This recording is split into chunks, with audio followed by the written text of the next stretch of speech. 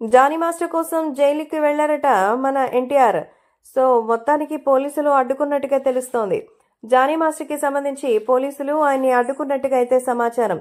Johnny master గత కొంతకాలంగా జైల్లో ఉన్నారు. ఆయన అసిస్టెంట్ ని ఆయన అత్యాచారం చేశారు, బలవంత పెట్టారు అంటూ ఓ ఫోక్సో యాక్ట్ పెట్టారు.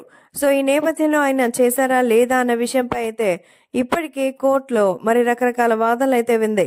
సో అక్టోబర్ 3వ తేదీ వరకు ఆయనకి జ్యుడిషియల్ రిమాండ్ అయితే విధించారు. అందులో పోలీసులు ఆయన విచారిస్తూ ఉన్నారు. అసలు ఇక్కడ ఏంటి, ఏ విషయంలో తనని ఇబ్బంది పెట్టారు లాంటి విషయాలు అడుగుతున్నారు.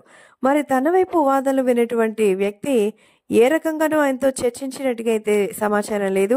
అసలు జానీ మాస్టర్ తెలుగు సినిమా ఇండస్ట్రీలో ప్రతి ఒక్క స్టార్ యాక్టర్ కి కొరియోగ్రఫీ చేశారు.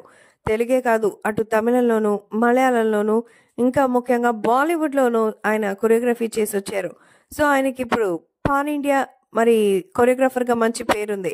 అంత పేరు సంపాదించడానికే పాపం ఆయన ఎంత కష్టపడ్డారనేది ఆయనకి గురించి ఇంకా ఎవరికీ తెలియడం లేదు. సో ప్రస్తుతం ఆయనకి సంబంధించిన సోషల్ మీడియా విషయాలు తప్ప నిజంగా ఎవరు గుర్తించలేకపోయారనేది చెప్పాలి. కాబట్టి సంతోషంగా వాటి గురించి అందరూ కూడా మాట్లాడుకునే రేంజ్ లో అయితే ఉండాలి, కానీ ఇలా బాధపడుకునే రేంజ్ లో అయితే ఉండాల్సిన అవసరం లేదు అనేది మరి చెప్తున్నారు. సో మరి జానీ మాస్టర్ తొందరగా బయటికి రావాలని మన ఎన్టీఆర్ కూడా కోరుకున్నారట. అసలు ఇంత పెద్ద మరి స్టార్ ఉన్నటువంటి వ్యక్తికి ఇంత దారుణమైన పరిస్థితి రావడం బాధాకరమని, అసలు ఆయన చేశారా లేదా, ఒకవేళ చేస్తుంటే కాంప్రమైజింగ్ కి తర్వాత ఏం చేయాలి, ఆ తర్వాత